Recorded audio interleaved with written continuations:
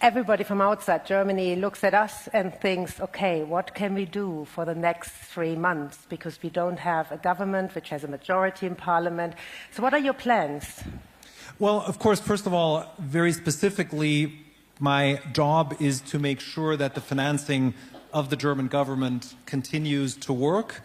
We have two big issues. On the one side, we proposed a supplementary budget for 2024, and we proposed as government to Parliament a budget for 2025. Both of them are not decided, and it's unclear whether they will be decided. It's all in the hands of Parliament because the government has submitted both documents to the Parliament, and therefore my biggest job at the moment is to make sure that in both eventualities, on both items, we are prepared whether or not the Parliament decides to move forward on this legislation or not. I can comfort you that the daily numbers that we crunch to see the inflow and outflow of revenues and expenditures for 2024 still suggest that we don't need to do anything drastic in terms of stopgap measures. And I can also assure you for the international audience that the temporary budget regime that we have in the case that we do not pass a 25 budget in Parliament before the end of the year is also tried and tested.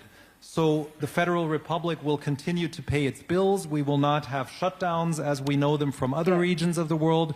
We have an established and constitutionally enshrined process where, together with the Budget Committee, we can keep funds flowing. That brings me to the next constitutional enshrined speciality of Germany, the debt brake. And that's something I'm getting asked all over again from my international colleagues. Why do we do this?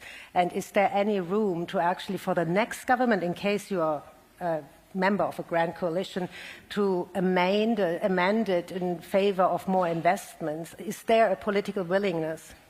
Well, first of all, why do we do it? It has served us well. I think beyond all of the controversy around the debt brake, we always have to remember that what German fiscal policy's solidity is all about is that in good times we build fiscal capacity that we can then use when times are not so good. And I think everyone in this country saw between 2020 and 2022-23, when we had sequentially the corona crisis and all of the detrimental effects of Russia's invasion of Ukraine, that the fiscal power that the debt brake forced us to build was actually very helpful in building and facilitating the fiscal response when we needed it. That does not mean that we don't need to reform the debt brake. And I do think that targeted, moderate reforms of the debt brake are possible. They are being broadly debated. Joachim Nagel is sitting in the front row. The Bundesbank has made some very interesting and thoughtful proposals on how the German debt brake can be reformed.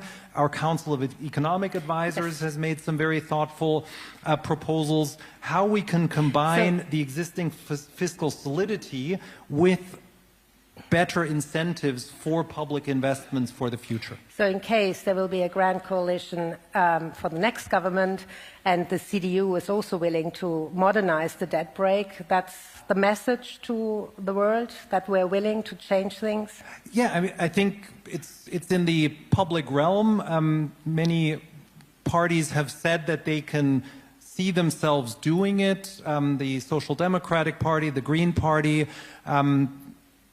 So in that sense, it's definitely a possibility, but we have to be realistic. Germany subjected itself, just like the other 26 member states, to European fiscal rules. So the leeway that we gain from reforms to the debt brake will always be subject to the rules of the European framework that we also, as good Europeans, have to abide by.